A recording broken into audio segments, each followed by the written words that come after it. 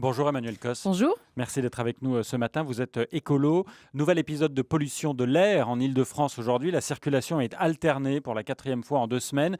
Mais un jour de départ en vacances, est-ce que ce n'est pas un peu absurde? Mais vous savez, la pollution, elle choisit pas ses jours et elle regarde pas ce qui se passe dans notre vie quotidienne. Hier, il y avait déjà un niveau de pollution qui était assez important, plus élevé ce matin. Et donc, il a été décidé justement pour que les choses soient beaucoup plus simples, que les épisodes de circulation alternée soient plus automatiques. Donc, c'est comme ça. Évidemment que ce soir, il y a beaucoup de personnes qui vont partir en vacances. Elles ne partent d'ailleurs pas toutes en voiture, comme vous le savez. Elles partent aussi en train. Et je pense que voilà, la préfecture de police a aussi dit qu'il ferait très attention à ne pas pénaliser les personnes. Mais la question, c'est surtout ce matin que les personnes qui vont travailler respectent les restrictions de circulation. Et vous le savez, c'est surtout les véhicules les plus polluants qu'il faut sortir dans les moments de pic de pollution. Emmanuel Cos, vous l'avez sans doute suivi, des Parisiens attaquent le gouvernement après le dernier pic de pollution, une action collective. Est-ce que vous vous sentez au gouvernement responsable, coupable de cette pollution? Non, mais le gouvernement, de toute façon, doit assumer la situation, même si ce n'est pas ce gouvernement-ci qui est responsable, mais c'est une politique automobile depuis 30 ans qui a voulu vraiment favoriser le diesel, qui, je le rappelle, est une motorisation qui est très polluante et qui explique notamment du fait de très forte présence de diesel dans notre parc automobile, qui explique cette pollution très forte. Même la dernière norme Euro 6? Même la dernière norme Euro 6, et nous l'avons vu notamment au moment du scandale sur Volkswagen et de l'ensemble de la commission indépendante qui a regardé ce que faisaient les constructeurs, qu'en fait, il y a aujourd'hui des moyens de limiter la pollution des diesels, sauf dans ça ne marche que dans certaines conditions, quand il fait plus de telle température, quand vous roulez tant de kilomètres. Et donc, en fait, aujourd'hui, ces véhicules sont polluants, ils ne sont pas moins chers par ailleurs que des véhicules essence ou hybrides, et très sincèrement, dans des métropoles comme les nôtres, où il y a beaucoup de gens qui prennent leur voiture pour faire des distances de moins de 3 km. Je le rappelle, c'est la grande majorité des personnes qui se déplacent.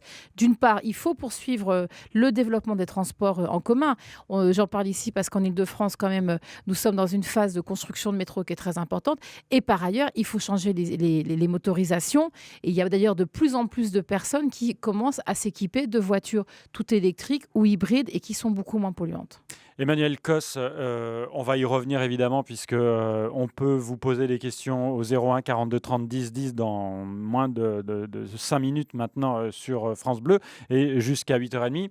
Vous êtes la ministre du Logement. Ce matin, on a entendu sur France Bleu l'inquiétude de certaines associations concernant la régionalisation de la loi DALO, le droit au logement opposable. Et on nous explique que finalement, un Parisien qui aurait droit à un logement, s'il n'en trouve pas à Paris, on pourrait l'envoyer au fin fond de la Seine-et-Marne. Réponse. Écoutez, je suis très surprise que le DAL fasse cette lecture-là, Droit au logement. droit au logement, d'un amendement que j'ai introduit dans la loi égalité-citoyenneté, parce que dans ce texte de loi qui sera définitivement adopté jeudi prochain, d'une part, j'ai renforcé l'accès au logement des bénéficiaires du droit au logement opposable, qui est un droit constitutionnel. Il faut rappeler que ce droit donne une obligation à l'État de reloger des personnes qui sont en très grande urgence de logement. Depuis 2009, ce sont plus de 100 000 personnes qui ont été relogées. Donc, c'est un droit qui effectivement marche. Il y a en Île-de-France beaucoup de personnes qui attendent encore. Et simplement, ce que l'on a fait, c'est donner au préfet de région la possibilité d'utiliser plus les contingents sur tous les départements. Pourquoi? Je vous donne un exemple. Oui, parce que là, on nous dit Non, les mais Parisiens vont déjà, sortir de Paris, par exemple. il faut par ailleurs, aujourd'hui, C'est vrai? il y a des bénéficiaires parisiens d'Allo qui obtiennent un logement qui n'est pas à Paris. Il faut arrêter cette lecture. Vous êtes en train de dire que c'est déjà le cas? C'est déjà le cas en fonction des propositions qui sont faites et des acceptations qui sont faites, parce qu'il y a beaucoup de bénéficiaires qui refusent parfois des logements.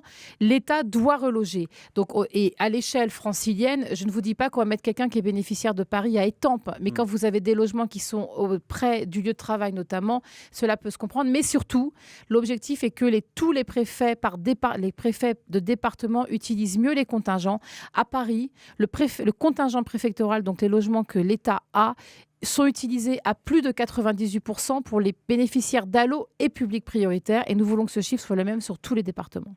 France Bleu Matin, il est 8h16. Vos questions à Emmanuel Cos au 01 42 30 10 10 autour du logement, certes, mais aussi peut-être de la pollution, des transports. Elle y répond dans 3-4 minutes. La suite avec Noé da Silva. Vous êtes sur France Bleu ce matin, Emmanuel Cos, pour prendre publiquement la parole pour la première fois sur le projet Europa City à Gonesse, projet mené par Auchan avec à la clé 11 000 emplois promis.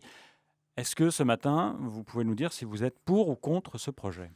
Vous connaissez, Noé da Silva, ma position personnelle sur ce projet. Je n'ai jamais été favorable. Mais je suis aujourd'hui ministre du Logement et j'ai souhaité, en juin dernier, avoir une étude sur l'aménagement de l'ensemble de la zone. Et pas simplement Europa City, mais ce qu'on appelle le Grand Bourget, qui est en fait toute cette zone à cheval entre la Seine-Saint-Denis et le Val d'Oise, qui aujourd'hui se situe en amont de Roissy et sur lesquels il y a des projets d'infrastructure. Et j'ai demandé donc un rapport d'inspection pour comprendre d'une part, quels sont les enjeux et comment mieux gouverner ce territoire. Et qu'est-ce que me dit ce rapport? C'est qu'il y a donc le projet d'Europa City qui fait vraiment débat parce que c'est un nouveau centre commercial au cœur d'un secteur où il y en a déjà beaucoup. Et il y a par ailleurs un enjeu de construction de bureaux qui est notamment pour répondre à la demande qui est liée à l'ensemble de l'activité économique autour de Roissy.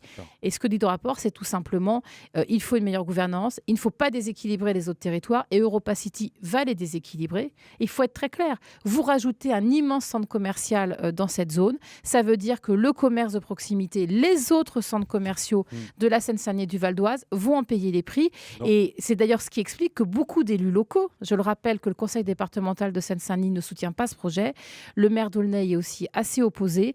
Beaucoup d'élus locaux s'interrogent sur le déséquilibre créé par cette nouvelle très forte infrastructure. Donc la ministre du Logement que vous êtes ce matin est en mesure de dire ce projet ne se fera pas, je ne veux pas? Non, je ne peux pas le dire comme ça et la démocratie fait bien heureusement que ce n'est pas une ministre toute seule qui décide comme ça.